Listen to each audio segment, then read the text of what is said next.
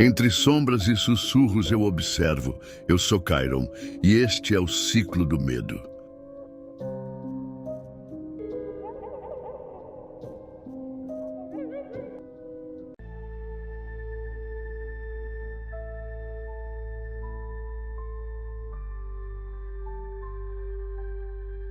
Seja bem-vindo a mais um vídeo do Ciclo do Medo, onde cada história é mais sombria do que a última, e cada mistério leva você mais fundo nas trevas. Prepare-se para entrar em um mundo onde há linha entre a vida e a morte. Inscreva-se no canal, deixe sua curtida e ative o sininho de notificação para você não perder nenhum vídeo.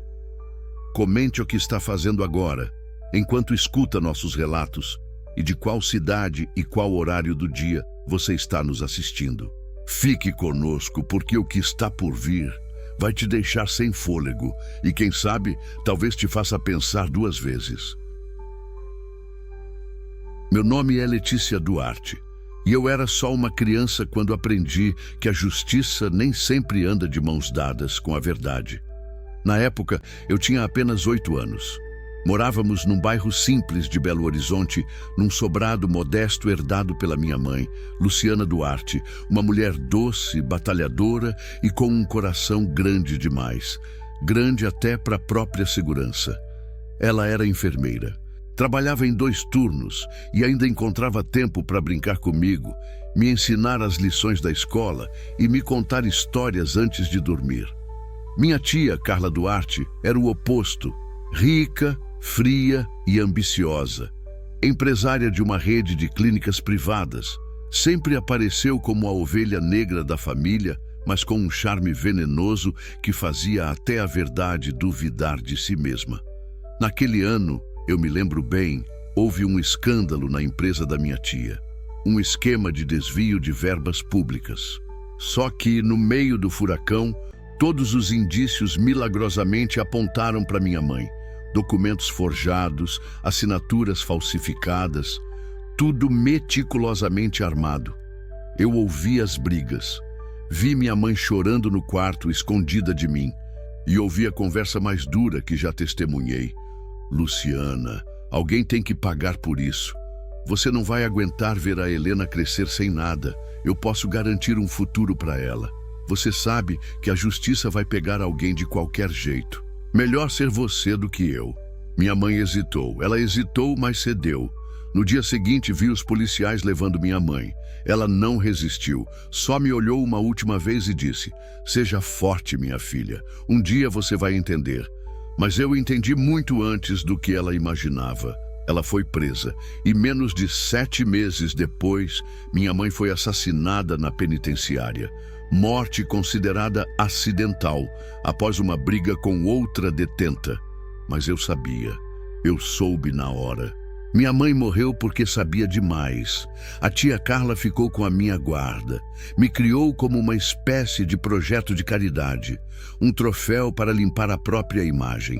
Me vestia bem, me colocava nas melhores escolas e exibia um falso sorriso que só eu sabia decifrar. Eu prometi para mim mesma que um dia ia tirar a máscara dela, ia fazer ela sentir cada segundo do que nos fez passar.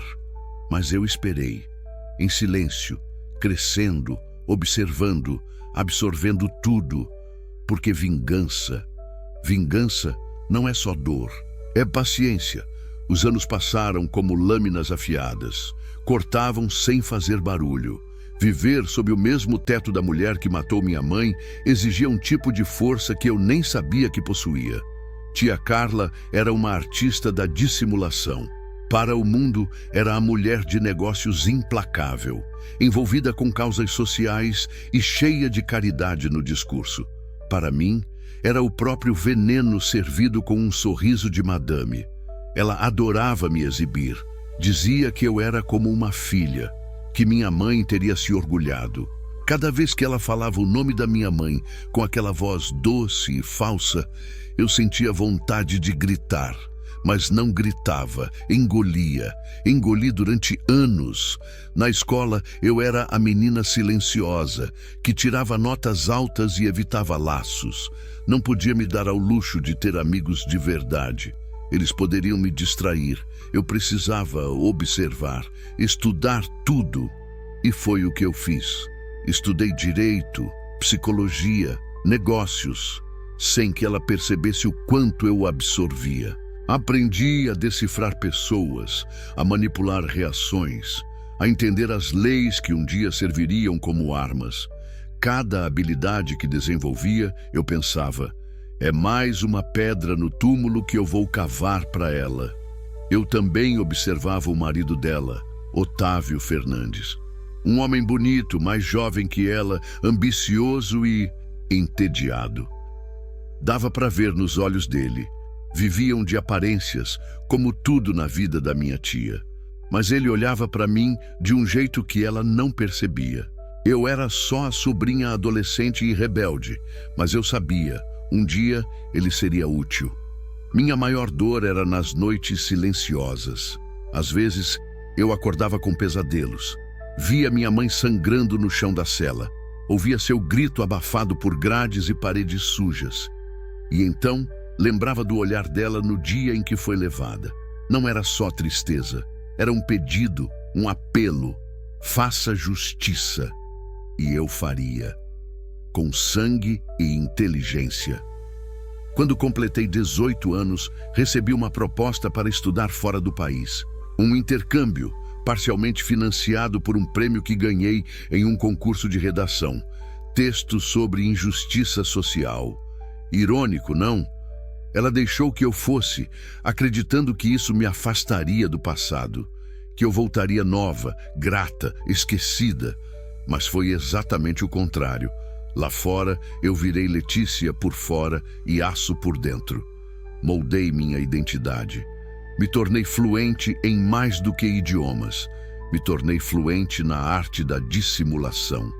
Voltei anos depois, irreconhecível por dentro. Uma nova mulher. Ela não sabia, ninguém sabia, mas o jogo ia começar. Voltei ao Brasil como quem retorna do túmulo, não como a mesma Letícia. Aquela menina ferida ficou enterrada junto com minha mãe. A mulher que desembarcou no aeroporto de Confins era outra. Cheguei sem avisar. Tia Carla levou um susto ao me ver na porta da mansão. Ela não mudou nada. O mesmo cabelo tingido de loiro perfeito, o mesmo perfume caro, o mesmo sorriso venenoso. Helena, que surpresa maravilhosa! Olha como você está. Diferente. Diferente. Era tudo o que eu queria ser. Ela me abraçou como se fôssemos mãe e filha, mas senti o corpo dela enrijecer. Um instinto antigo, talvez. Um pressentimento. Os monstros reconhecem quando estão diante de uma ameaça, mas ela não disse nada. Fingiu. Você voltou para ficar? Talvez. Estou avaliando possibilidades. Preciso de um tempo. Fui instalada no quarto de hóspedes, claro. O mesmo que eu ocupava antes de sair. Ela não ousava me dar o quarto da filha dela, Gabriela, que agora estava estudando medicina em São Paulo. Nunca fomos próximas. Gabi era o espelho da mãe. Fria, competitiva, arrogante. Mas agora o tabuleiro era meu. Otávio, o marido da minha tia, me olhou como se visse um fantasma. Ou melhor, um convite ao pecado.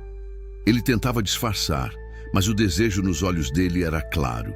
E eu o alimentei, devagar, com olhares, gestos, frases ambíguas. Não seria difícil seduzi-lo. Eu não estava ali para brincar, estava ali para tomar tudo. Durante o dia, fingia ser grata, encantada com o retorno. Jantava com eles, elogiava os pratos da cozinheira, dizia que sentia saudade da casa. À noite, vasculhava documentos, armários, e-mails deixados abertos. Aprendi cada senha, cada hábito, cada ponto cego. Me matriculei em uma pós-graduação de gestão empresarial. A desculpa perfeita para me aproximar da Duarte Saúde, o império da minha tia. Ela ficou lisonjeada com o interesse. Quem sabe um dia você assuma alguma coisa aqui dentro, não é? Ela riu, achando que era só um capricho. E eu também sorri. Porque sim, um dia eu ia assumir tudo. E ia começar de dentro, devagar, sem pressa. Como uma doença que ninguém percebe até ser tarde demais. Porque vingança boa não é a que mata de uma vez. É a que corrói aos poucos. Comecei a trabalhar na Duarte em Saúde 2 semanas depois de chegar de volta ao lar. Fui apresentada como a sobrinha talentosa que estudou fora e quer aprender os caminhos da família.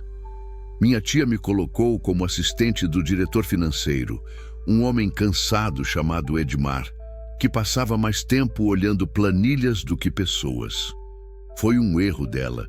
Me colocar dentro do coração da empresa foi como abrir a porta da casa e deixar o lobo entrar com paletó e sorriso. Todos subestimaram minha presença. A sobrinha da dona Carla era apenas um adereço, uma peça decorativa com diploma.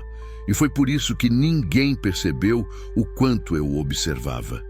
Ali, entre arquivos, e-mails e contas bancárias, eu descobri muito. O esquema de desvio ainda existia, mais sofisticado, claro, e mais escondido, com laranjas, empresas fantasmas e doações falsas para ONGs que nunca saíam do papel. Mas a assinatura por trás de tudo continuava sendo a mesma: Carla Duarte. Otávio, o marido dela, presidia uma das subsidiárias. Vivia viajando, dizendo-se ocupado com expansão. Mas eu já sabia. Ele tinha 2 amantes, uma em Salvador e outra em Florianópolis. Típico. Ele só estava ali por status e pelo dinheiro da minha tia. Mas comigo, o jogo mudou. Começou com conversas inocentes, um vinho depois do expediente, sorrisos, toques leves no braço. E então, um beijo roubado no elevador vazio da cobertura da empresa. Ele ficou nervoso, tentou recuar. Helena, isso é loucura. Eu sou casado com sua tia. E eu sou uma mulher crescida. Se você quiser brincar de moral, tá falando com a pessoa errada. Ele caiu. Como todos caem diante de algo que mistura perigo e desejo. Enquanto isso, dentro da empresa, conquistei aliados. Gustavo, o analista de TI, virou meu melhor amigo. Um nerd solitário que mal sabia o quanto estava sendo usado. Ele me ajudou a acessar arquivos confidenciais sem saber para quê. Vanessa do RH me contava as fofocas mais valiosas, achando que eu era do bem. Eu não era do bem. Eu era a sombra da justiça que minha mãe nunca teve. Uma noite, sozinha no escritório da empresa, imprimi a primeira prova concreta de fraude. Um contrato com dados falsificados, assinado por Carla, mascarado com carimbos oficiais. Segurei o papel nas mãos e quase chorei. Era o começo do fim dela. Mas ainda não era a hora. A vingança exige mais que provas, exige teatro. E eu estava escrevendo o roteiro de uma tragédia perfeita. O dia em que Otávio dormiu comigo foi o dia em que minha vingança tomou forma de corpo. Não foi paixão, não foi emoção, foi arma. Ele tentou resistir. Por 2 noites. Na terceira, se rendeu. Na quarta, pediu mais. A cama se tornou nosso pacto silencioso. E mesmo sem palavras, ele entendia que aquilo era maior do que um caso. Era um jogo. E ele estava gostando de jogar. Eu o fazia se sentir vivo, algo que minha tia, com sua frieza e controle, já não fazia há anos. Você me enlouquece, Letícia. Então perca o juízo por mim. Enquanto ele se perdia, eu me encontrava. Dentro da empresa, minha ascensão foi sutil, mas firme. Edmar começou a me delegar tarefas importantes. Carla, satisfeita com minha dedicação, me autorizou a representá-la em algumas reuniões menores. Eu nunca dizia não. Eu sorria, acatava e seguia cavando. Com as informações que Gustavo e Vanessa me forneciam, tracei um mapa interno da corrupção. Cada nome, cada conta bancária, cada transação suja. Mas o primeiro golpe precisava ser invisível, um sangramento interno. E foi exatamente o que fiz. Usei Otávio. Certa manhã deixei um contrato adulterado no e-mail dele, junto com um anexo por engano. Sabia que ele, distraído e apressado, assinaria sem perceber. O contrato aprovava uma transferência de recursos para uma empresa laranja em nome de Carla, mas com a assinatura de Otávio. E assim ele se tornou parte da engrenagem. Dias depois, o vazamento. Enviei de forma anônima cópias dos documentos ao Ministério Público, apontando irregularidades na Duarte em Saúde. Sem nomes diretos, só pistas. O suficiente para acender a luz vermelha e provocar uma investigação preliminar. Carla entrou em pânico. Alguém está tentando nos derrubar. Isso é sabotagem. Eu a observei de longe, fingindo preocupação. Quer que eu ajude com algo, tia? Não, Letícia. Continue com sua rotina. Já tenho problemas demais. Perfeito. A distração era minha aliada. Naquela noite, enquanto ela falava com advogados no telefone, eu e Otávio brindamos com vinho na sala de estar. Ele me olhava com admiração, como se eu fosse o prêmio que sempre sonhou ter. Você sabe que se as coisas forem por água abaixo, eu vou com você. Quem disse que eu quero ir embora, Otávio? Ele sorriu, bêbado, cego e agora preso até o pescoço. A primeira ferida estava feita e ela ainda nem sabia quem estava com a faca. Mas logo, muito logo, ela começaria a sangrar. O que eu não esperava era o timing cruel do destino.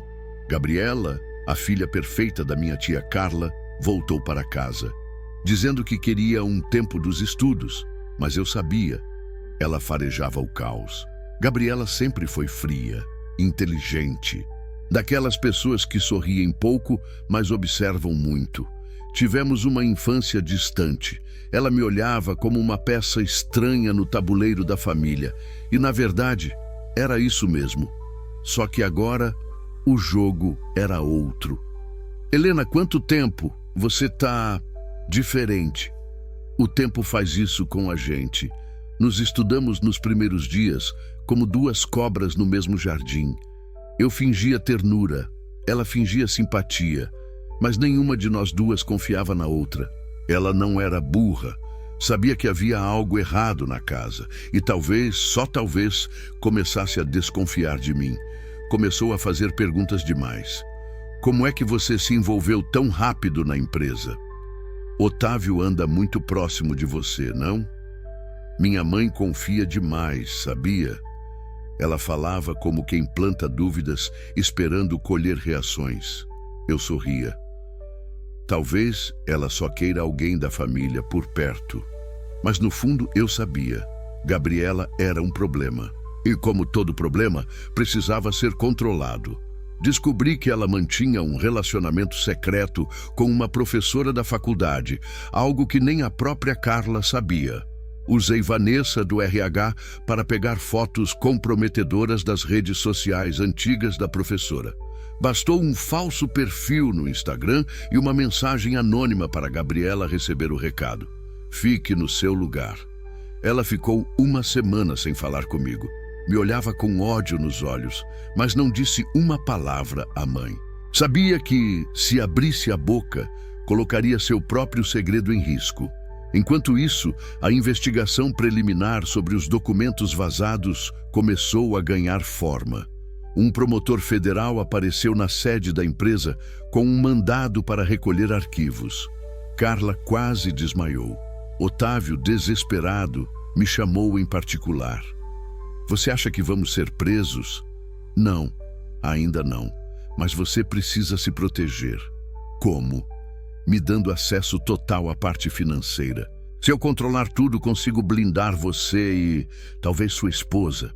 Ele hesitou por poucos segundos e me entregou a chave que faltava. Agora eu estava dentro de tudo. Controlei contas, pastas, registros e senhas. Me tornei a sombra que regia o império, invisível e essencial. Carla não percebeu, Gabriela observava e Otávio estava completamente sob meu feitiço. Mas eu sabia que o tempo de Gabriela apenas recuando estava contado. Uma cobra pode ficar em silêncio por um tempo, Depois, ela morde, e quando ela mordesse, eu já teria o veneno pronto. Otávio me deu tudo o que eu precisava, acesso completo às finanças, contas internas, fornecedores, até os e-mails do setor jurídico passaram a ser copiados para mim. Ele achava que estava protegendo a própria pele. Na verdade, estava entregando a dela.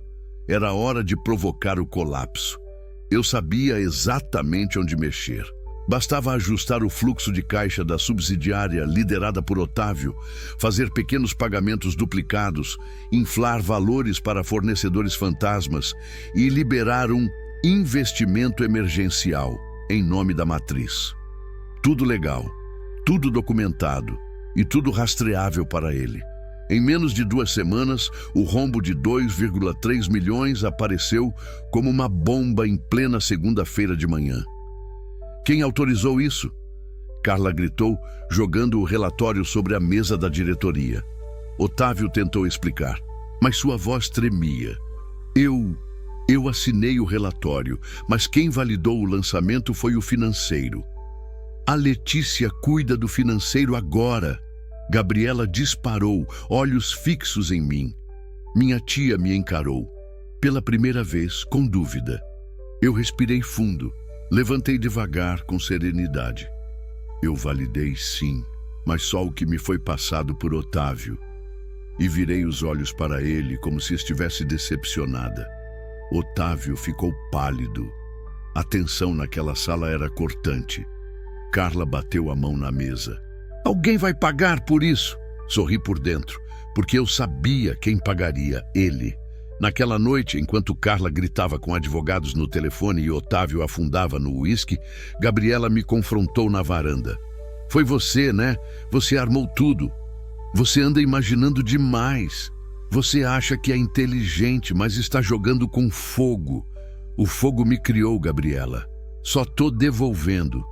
Ela me olhou como se finalmente enxergasse o que eu era. Um espelho da mãe dela, mas quebrado e cortante. E mesmo assim, não disse nada. Ela sabia que se tentasse me expor, cairia junto.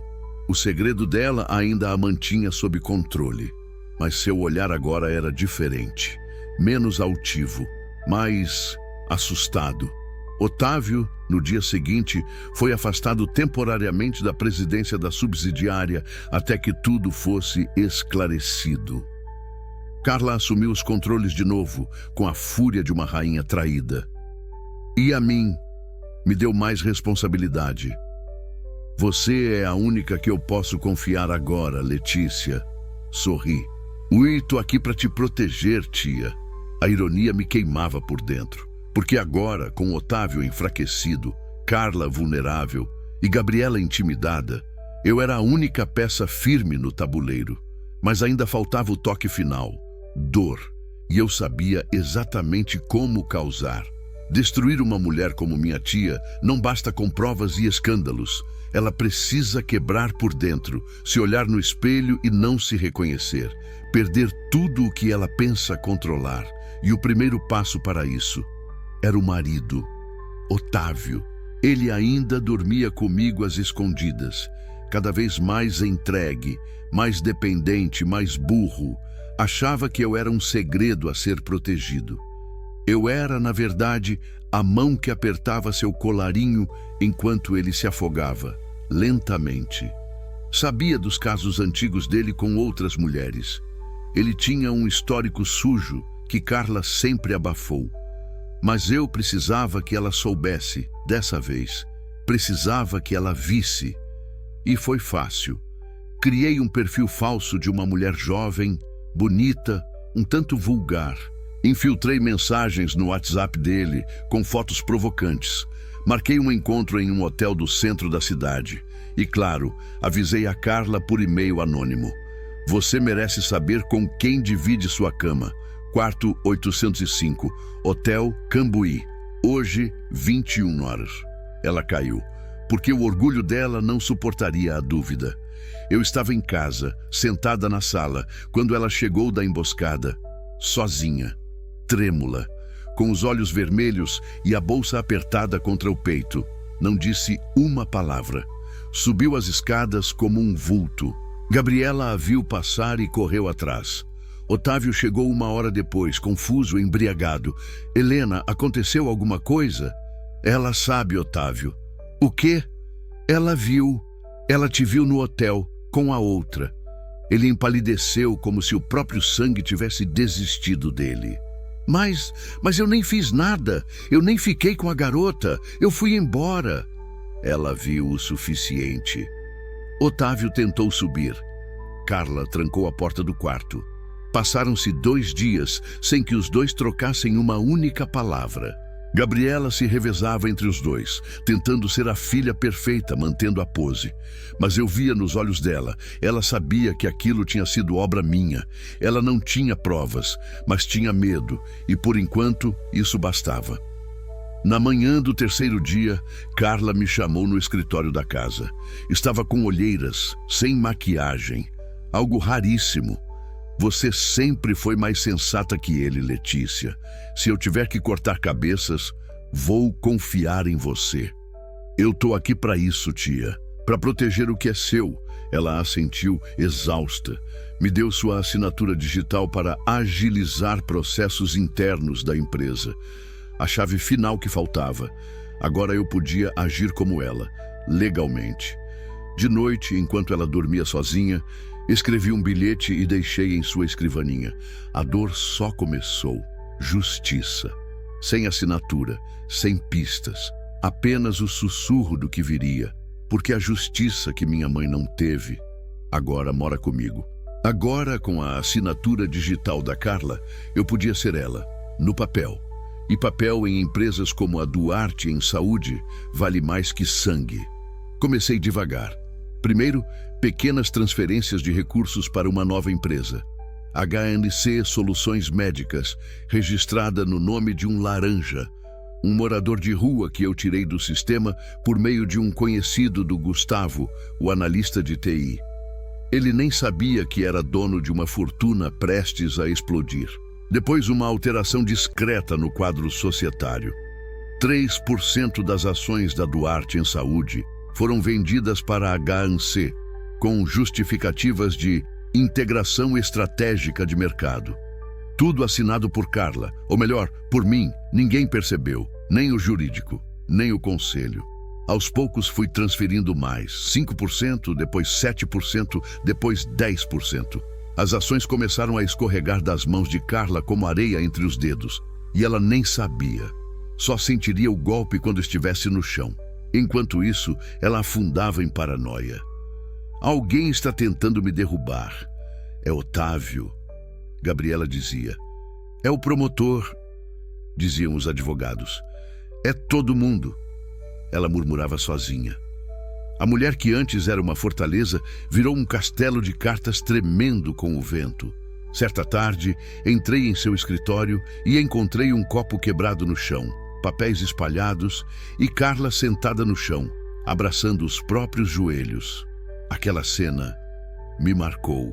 Eu quis sentir pena, mas não senti. Senti justiça, porque foi assim que minha mãe caiu, injustamente destruída. E agora era a vez dela. Me aproximei devagar. Quer que eu te ajude, tia? Ela não me respondeu. Apenas olhou para mim com olhos perdidos, vermelhos. Eu confiei em todo mundo. E agora sinto que ninguém é quem parece ser. Ela estava certa. Mas já era tarde demais para acordar.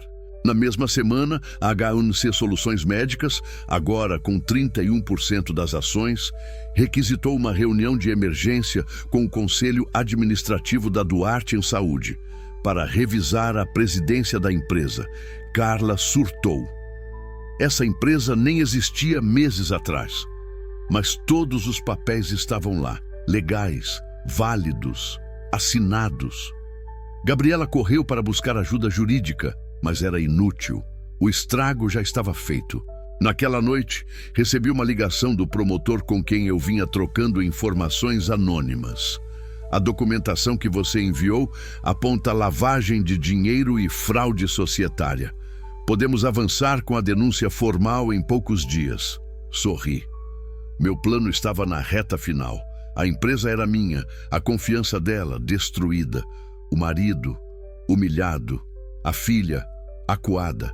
Só faltava mostrar quem eu realmente era. E quando isso acontecesse, ela imploraria para voltar no tempo. E reunião com o conselho foi marcada para uma sexta-feira. Na véspera, Carla trancou-se em seu escritório por horas. Quase não comia. Gabriela tentava conversar, mas era ignorada. Otávio se mantinha distante, quase invisível. E eu observava tudo com o silêncio de uma serpente antes do bote final. Naquela noite, subi até o quarto dela. Bati na porta com a ponta dos dedos. Tia, posso entrar? Demorou, mas a porta se abriu.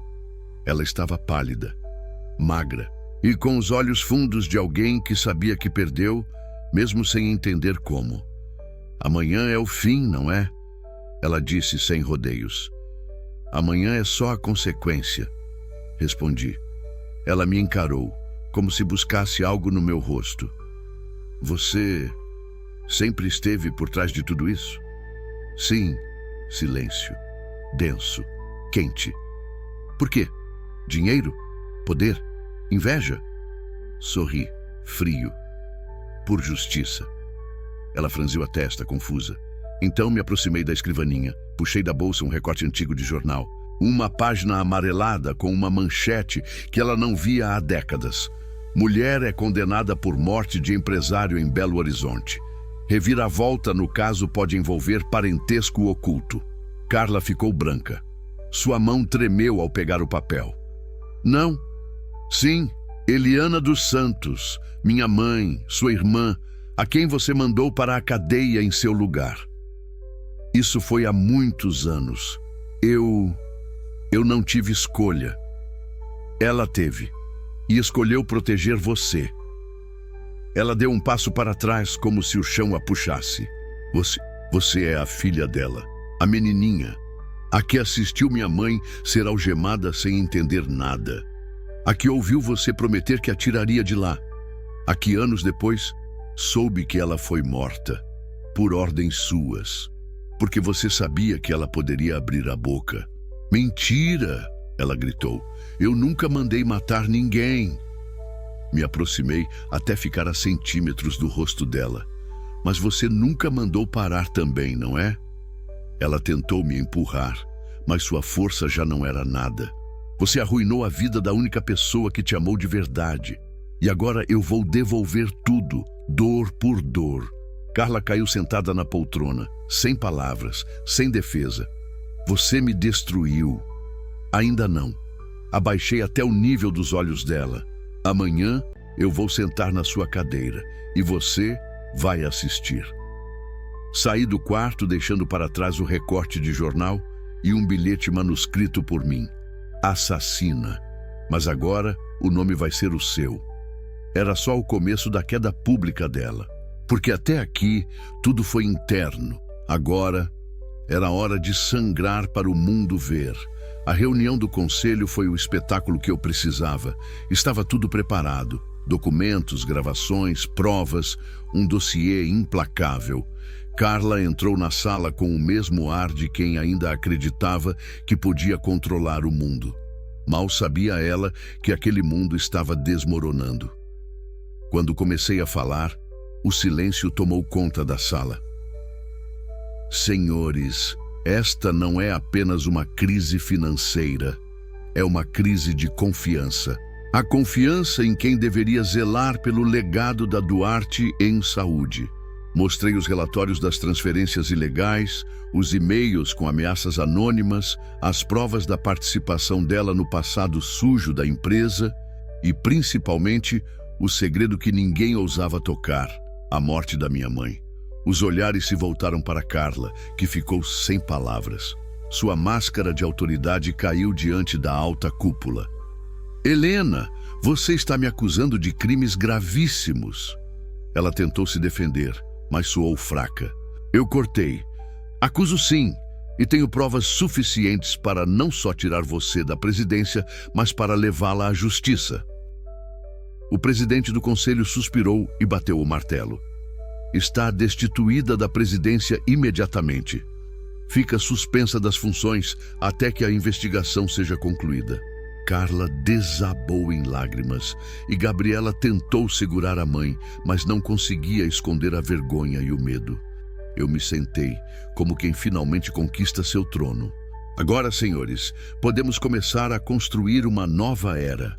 Nos bastidores já estava tudo encaminhado. O promotor federal que eu vinha alimentando com informações anônimas agilizou o processo para abrir a investigação criminal. Era o começo do fim dela e o começo do meu reinado. Depois da reunião, a casa caiu para Carla. A imprensa começou a cercar a empresa. Os rumores se espalharam como fogo e as investigações criminais ganharam força. Eu sabia que ainda não podia baixar a guarda. Carla estava acuada, mas não derrotada. Ela tinha aliados invisíveis, pessoas que ainda poderiam tentar salvá-la. Por isso, preparei a armadilha final. Criei documentos falsos que indicavam que Carla estava manipulando contratos para favorecer uma empresa fantasma ligada diretamente a ela. As provas foram entregues ao promotor, que abriu o inquérito imediatamente. Quando fui confrontá-la, encontrei-a na sala principal da casa, olhando para uma foto antiga da mãe. Está acabado, tia. Você não entende o que está fazendo. Entendo muito bem. Estou fazendo justiça pela minha mãe, por mim. Ela tentou gritar, mas eu apenas encostei o dedo nos lábios dela. Silêncio é a sua sentença. Era o meu momento. A vingança estava completa. O tribunal foi o palco final da minha vingança. Carla estava lá, vestida de dor e desespero, encarando cada acusação como se fossem golpes que rasgavam sua pele. Eu não precisei dizer muito. As provas falavam por mim. As transferências fraudulentas, os contratos manipulados, o passado sombrio que ela tanto tentou esconder. Quando o promotor fez a pergunta decisiva e ela tentou negar, eu senti uma vitória silenciosa crescer dentro do peito. Ela não era invencível, ela era humana e agora pagaria pelo que fez com minha mãe e comigo. No fim do julgamento, o juiz não teve dúvida. Condeno a senhora Carla Duarte por fraude, manipulação e pela morte indireta da senhora Eliana dos Santos. Ela foi levada algemada, sem um olhar para trás. Eu respirei fundo, sentindo o peso da justiça finalmente cair sobre a casa que destruíra a minha infância. Com Carla na cadeia, o caminho para o poder estava aberto. A Duarte em saúde, antes um castelo ameaçado, agora era minha fortaleza. Assumi oficialmente a presidência e comecei a transformar a empresa com a mesma determinação que guiou minha vingança. Mas, no silêncio das minhas conquistas, senti o peso das cicatrizes que a luta deixara em mim. A vitória era doce, mas amarga ao mesmo tempo. Porque, no fundo, eu ainda era aquela menina que perdeu a mãe por causa da crueldade de quem deveria amar. Gabriela, que antes era uma sombra ao lado da mãe, se aproximou. Não mais como inimiga, mas como alguém que reconhecia a força que eu carregava. Você venceu, Letícia. Mas às vezes me pergunto se perdi um pouco de mim no processo. Ela sorriu, compreensiva. Talvez, mas você ganhou a verdade. E isso ninguém pode tirar. Naquela noite, olhei para o céu da cidade iluminada e senti que finalmente podia respirar. O passado ainda doía, mas não me dominava mais. Eu estava livre e pronta para tudo que viesse a seguir. Eu sabia que a vingança nunca é o fim, é só o começo de uma nova vida. Com Carla atrás das grades, a justiça finalmente havia sido feita. O nome da minha mãe estava limpo e a sombra que me acompanhava desde a infância começava a desaparecer. Assumi a presidência da Duarte Saúde com a força e a coragem que só a dor e a luta me deram. Mas, mais que o poder, aprendi a importância do perdão. Não para ela, mas para mim mesma. Fechei o ciclo da vingança com a cabeça erguida, mas o coração aberto para o que o futuro reservava. Naquele instante, olhando para o horizonte, percebi que a verdadeira vitória era a minha liberdade. A liberdade de ser quem eu escolhesse ser. E essa história finalmente era minha. Se você curtiu esse vídeo, não esquece de deixar o seu like e se inscrever no canal. Isso ajuda demais a gente a continuar trazendo mais conteúdos incríveis para você. E claro, ativa o sininho para não perder nenhuma novidade por aqui. Na sua tela estão aparecendo outros vídeos com histórias que vão te prender do começo ao fim. Escolhe um deles e continua maratonando com a gente. Muito obrigado por assistir e até o próximo vídeo.